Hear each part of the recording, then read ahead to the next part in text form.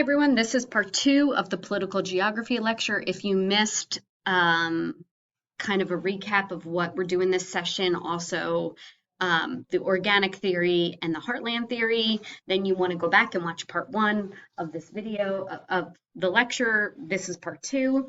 So we've already talked about the organic theory, the rimland theory, the heartland theory, and now we're going to talk about the rimland theory, and this is by Nicholas Spikeman, and this was he came about this theory in 1942. And unlike Mackner's theory, this one is more that if you conquer this part of the world, if you have control of this part of the world, you are conqueror of the world.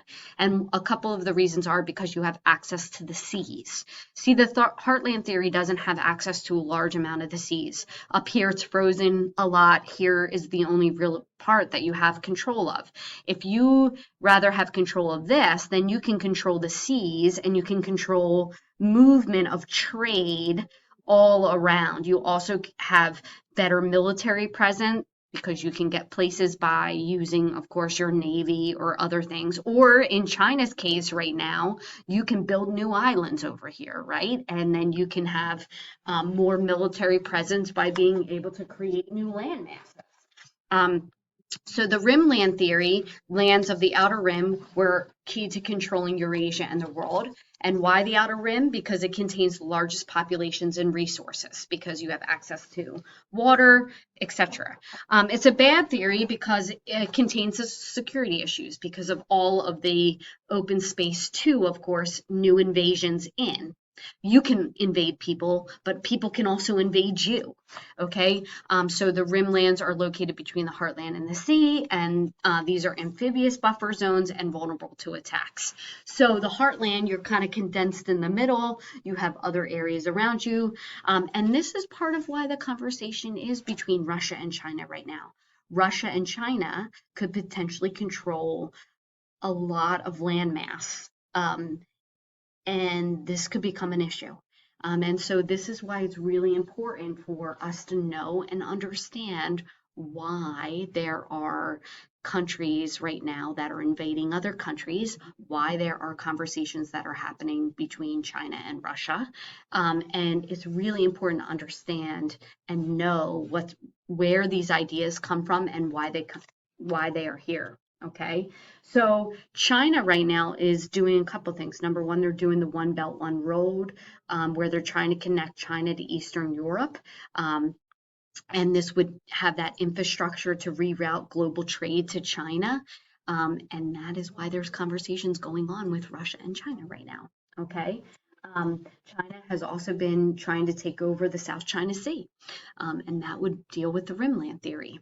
Okay, so these are really important topics. They may seem trivial, but they're very important for us to understand and know what's going on worldwide.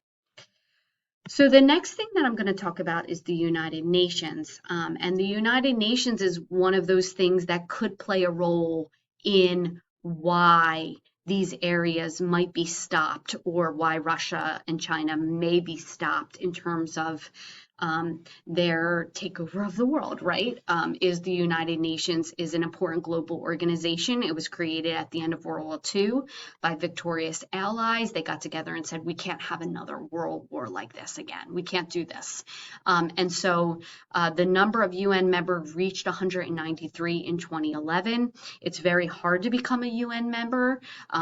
It is really, there are a lot of things that you need to meet in order to be a UN member. One of them is human rights.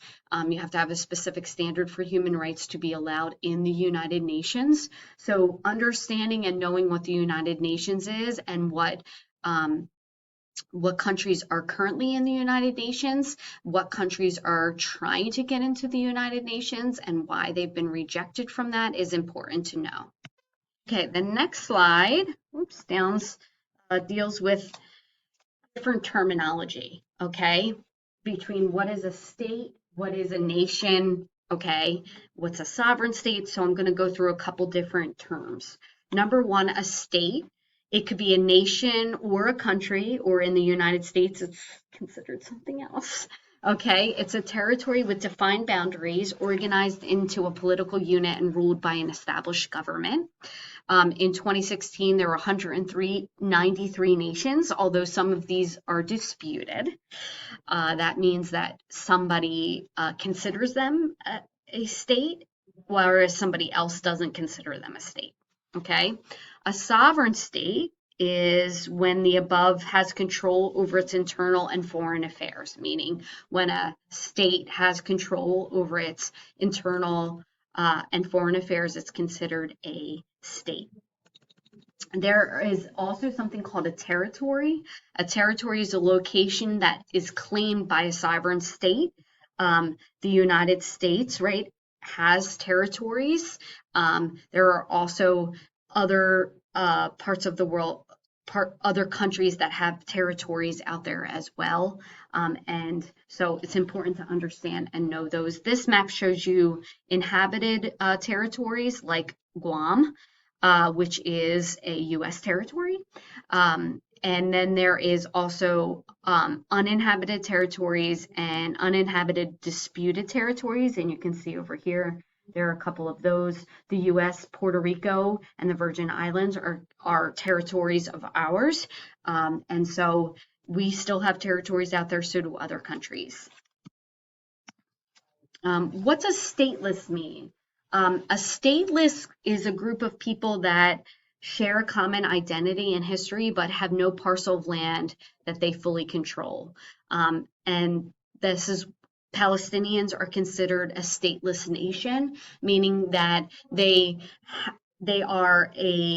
have a common identity, a common history, but they have no true parcel of land to call their own. And this is why there is a fight over territory between the Israeli and Palestinians. Okay, so important to know. Federalism, I think federalism is core to, it's a system of government with one strong central governing authority as well as smaller units such as states. In the United States, we have federalism, and we have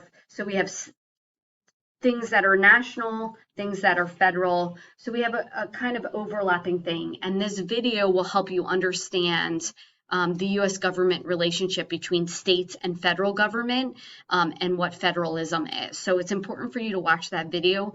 When you're watching the video, make sure you take highlight to the what is state, what is federal run, and then what in the middle overlaps between states and federal. Okay, so what does the federal government control, what does the state government control, and then what overlaps in the center. So really important for you to understand that. Okay, another important term is a unitary state and then a federal state. Unitary state, most power is placed in the hands of the central government officials. A federal state, strong power is allocated to units of local government. So I know there are a lot of terminologies in here, and the textbook goes into detail on what these terms mean. So important for you to read through the textbook in terms of this area. The other important thing that I want to talk about is nationalism. And this is really important, of course, now in our political climate that we have in the United States, that we need to talk about nationalism. And this is a devotion to or a loyalty to a specific nation or race. For example, white nationalism, and of course that is on the rise in the United States. This important two terms here to understand in terms of nationalism. A nation is a homogeneous group of people with a common heritage, language, or political ambition. A state refers to the government. Okay, so really important for you to understand that a state doesn't include heritage, language, religion, or political ambition. It refers to the government.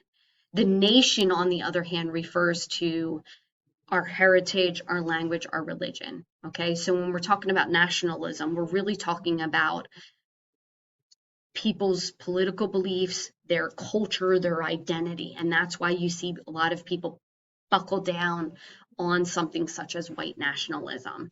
And white nationalism is on the rise.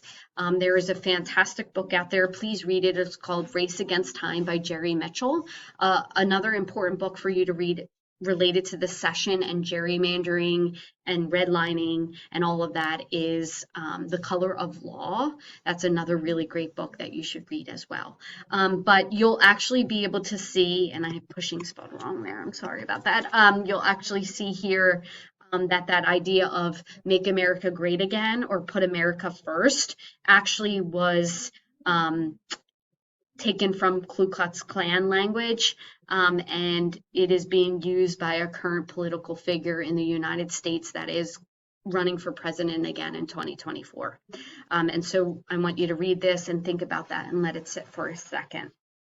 Another important thing that we cover in this section are the shapes of states and what's important about those shapes. So you want to make sure you read about the different states and their shape and what that could be. Think about it in terms of political geography and why it's either hard to run those countries or not hard to run those countries, or why maybe resources are hard to come by in those countries, etc. So important for you to know those different states and shapes of them and why they're important. Another important term are boundaries that we talk about in here. There are both physical boundaries, right? So boundaries are really important. And oh my gosh, I have another word spelled wrong. I made these slides really fast and I apologize for that. Their boundaries are divided into two categories. Number one, either they follow the natural course of physical features like along a mountain range, or they're drawn by humans. And gerrymandering is one of those ones that is drawn by humans. They play a critical role in how people interpret the world around them, and they can be, of course, a source of conflict, like gerrymandering. Okay, and I have to stop here, and I'm going to come back to this in a second in terms of talking about this session. So I'm going to need a part 3.